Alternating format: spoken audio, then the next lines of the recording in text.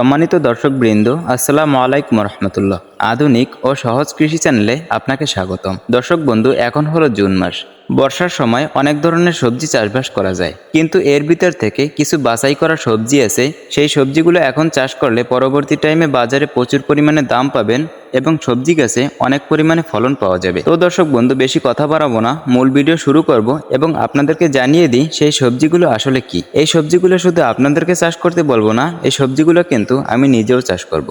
June মাসে চাষ করার জন্য সময় উপযোগী 1 নম্বর অর্থকারী ফসল হলো লাউ চাষ। দর্শক বন্ধু, লাউ চাষ করার উপযুক্ত সময় বা সিজন হলো শীতকাল, কিন্তু বর্তমান সময়ে দেখা যায় শীতকালে যদি আমরা লাউ চাষ করি তাহলে কিন্তু লাউ চাষ করে লাভবান হওয়া যায় না, কারণ শীতকালে দাম থাকে না। বর্তমান সময়ে কিছু ভালো ভালো লাউয়ের জাত বের হয়েছে, যে জাতগুলো এখন চাষ করলে শীতের থেকেও ডাবল ফলন পাবেন। এই সময় লাউ চাষ করলে লাউয়ের জালি শুকিয়ে যাওয়ার সমস্যা বা পচে যাওয়ার সমস্যা কিন্তু একদম কম হবে। এর কারণ হলো এই সমস্যাটা হয়ে থাকে ফলমাছির আক্রমণের জন্য। বর্ষার সময় ফলমাছির আক্রমণ খুব কম হয়, যার কারণে লাউয়ের এই সমস্যাটা খুব কম হবে।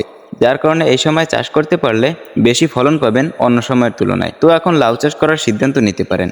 তাছাড়া লাউ চাষ অন্যান্য যে কোনো সবজির চাষের তুলনায় কিন্তু অনেক বেশি লাভজনক। লাউ চাষ আসলে কেন লাভজনক আপনাদেরকে একটু হিসেব করে বুঝিয়ে দিচ্ছি। ভিডিওটি সম্পূর্ণ ধৈর্য ধরে দেখতে থাকুন, ভিডিওটি ছেড়ে যাবেন না। ইনশাআল্লাহ অনেক কিছু শিখতে পারবেন এবং জানতে পারবেন। দর্শক বন্ধু, আমার এই ভিডিওতে দেখার মতন আসলে কিছুই নাই। আমি যে কথাগুলো বলবো এই কথাগুলো আপনাদের মনোযোগ সহকারে শুনতে হবে এবং বোঝার চেষ্টা করতে হবে। লাউ চাষ অন্য সবজি তুলনায় একটু বেশি লাভজনক। কারণ হলো, যদি আপনি ভালো মানের লাউয়ের জাত নির্বাচন করে সঠিক পরিচর্যা করতে পারেন এবং প্রকৃতি যদি আপনার সহায় থাকে, তাহলে প্রত্যেকটা লাউ গাছ থেকে সর্বনিম্ন 20টা লাউ কিন্তু হারভেস্ট করা সম্ভব হয়ে থাকে। ধরেন একটা লাউ গাছ থেকে আমি 20টা লাউ পেলাম না, আমি 10টা লাউ পেলাম। এই সময় যদি লাউ চাষ করেন তাহলে কিন্তু পরবর্তী টাইমে প্রচুর পরিমাণে দাম পাওয়া যাবে। 50 থেকে 80 টাকা পর্যন্ত কিন্তু বিক্রি করা সম্ভব হবে। ধরেন একটা লাউ আমি 40 টাকা ধরলাম পাইকারি, তাহলে 10টা করেও যদি লাউ পাই একটা গাছে, তাহলে কিন্তু 400 টাকা লাউ বিক্রি করা সম্ভব। এর কম বেশি হতে পারে। যদি আমরা 200 টাকাও পাই, 250 টাকাও পাই, তাহলেও কিন্তু অনেক বেশি লাভবান হওয়া সম্ভব লাউ চাষ করে। লাউয়ের বীজ বপনের 45 থেকে 55 দিনের ভিতর ভরপুর ফল হারভেস্ট শুরু করা যায়। তো লাউ চাষ করার সিদ্ধান্ত নিতে পারেন। লাউয়ের ভালো মানের 2টি জাত সম্পর্কে আপনাদেরকে ধারণা দিয়ে দিই। 1 নম্বর জাত লালতির কোম্পানির ডায়ানা জাতের লাউ, অনেক সুন্দর ফলন দিয়ে থাকে। এখন স্ক্রিনে দেখতে পারতেছেন কি পরিমাণ ফলন হয়েছে এবং দেখতে কিন্তু মাশাআল্লাহ, খেতেও অত্যন্ত সুস্বাদু। আমি চাষ করে থাকি,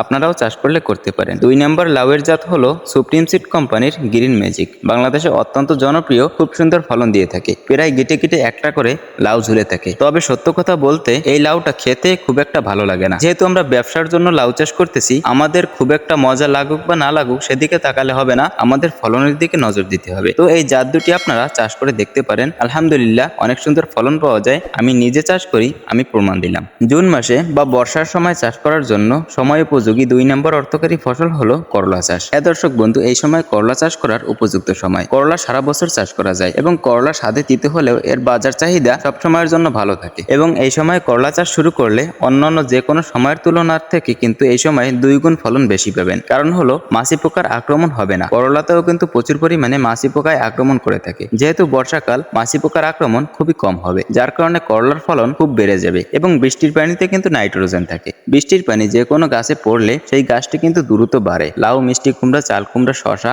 এই জাতীয় সবজিগুলোর ফলন বর্ষার সময় প্রচুর পরিমাণে ভালো হয়ে থাকে।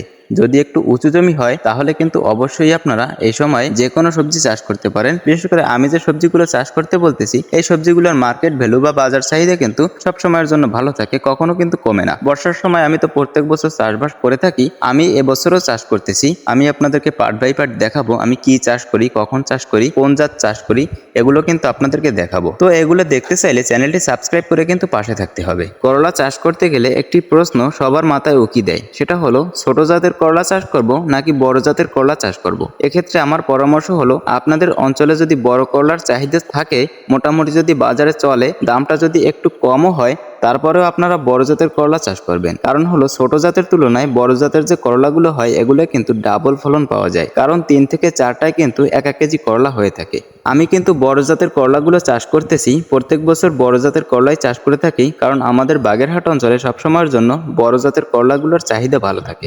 বড় করলার 2টি ভালো মানের জাতের সাথে আপনাদেরকে পরিচয় করিয়ে দিই। 1 নম্বর জাত এসিআই কোম্পানির পাপিয়া সুপার গোল্ড। এই জাতটি আপনারা নিশ্চিন্তে চাষ করতে পারেন, অনেক সুন্দর ফলন পাওয়া যায়। আমি কিন্তু প্রত্যেক বছর চাষবাস করে থাকি। দর্শক বন্ধু, একটি কথা, সেটি হলো আমি কিন্তু কোনো কোম্পানির প্রচার করতেছি না, জাস্ট আমি চাষ করে ভালো ফলন পাই তাই আপনাদের কাছে বিষয়গুলো শেয়ার করতেছি। 2 নম্বর জাত হলো লালতির কোম্পানির টিএ সুপার। এই জাতটিও আপনারা চাষ করতে পারেন, এটিও খুব সুন্দর ফলন দিয়ে থাকে। জুন মাস অর্থাৎ বর্ষাকালে চাষ করার জন্য সময় উপযোগী সর্বশেষ 3 নম্বর ফসল হলো বরবটি চাষ। দর্শক বন্ধু, এই সময় বরবটি চাষ করলেও প্রচুর পরিমাণে ফলন পাওয়া যায় এবং আপনারা ঠিক লাউয়ের মতো চাল কুমড়াটাও চাষ করতে পারেন। চাল কুমড়া চাষ করলেও অনেক সুন্দর ফলন পাওয়া যায় এবং চাল কুমড়ার বাজার দরও কিন্তু এই সময় ভালো থাকে এবং এখন চাষ করলে চাল কুমড়াগুলোও কিন্তু আগাম হিসেবে বিক্রি করা যায়। প্রতি পিস চাল কুমড়া 50 টাকা 40 টাকা কিন্তু বিক্রি করা সম্ভব হয়ে থাকে। আরেকটি বিষয় হলো লাউয়ের থেকে চাল কুমড়ায় কিন্তু ফলন আরো বেশি ভালো পাওয়া যায়, তাই আপনারা চাল কুমড়া চাষ করার সিদ্ধান্ত নিতে পারেন এবং চাষ করা শুরু করে দিতে পারেন। বিশেষ কথা হলো এই সময় যদি আপনাদের উঁচু জমি থাকে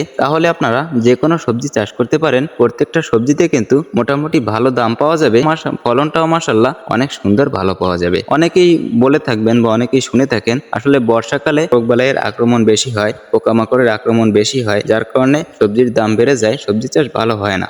এখানে আমার মতামত বা আমার প্রশ্ন হলো সম্পূর্ণ উল্টা। বর্ষার সময় সব থেকে সবজি চাষ ভালো হয়ে থাকে, ফলনও ভালো পাওয়া যায়।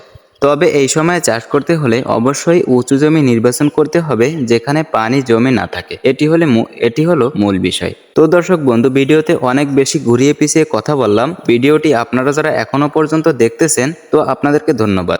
আপনাদেরকে আবার একটু বুঝিয়ে দিচ্ছি। এই সময় যেহেতু বর্ষাকাল, বর্ষার সময় মাছি পোকার আক্রমণ কম হয়ে থাকে, যার কারণে এই সময় লাউ চাষ করলে প্রচুর পরিমাণে লাভবান হওয়া সম্ভব, কারণ প্রত্যেকটা লাউয়ের জালি গাছে টিকে যায়। এজন্য আপনারা লাউ চাষ করার সিদ্ধান্ত নিতে পারেন বা শুরু করে দিতে পারেন। এবং চাল কুমড়ারও ওই সেম কাহিনী, করলারও সেম কাহিনী। তবে বরবটির বিষয়টা হলো সময় বরবটি চাষ করলে বরবটির বাজার দর অনেক ভালো পাওয়া যায় এবং বরবটির ফুল ঝরা সমস্যা লক্ষ্য করা যায় না।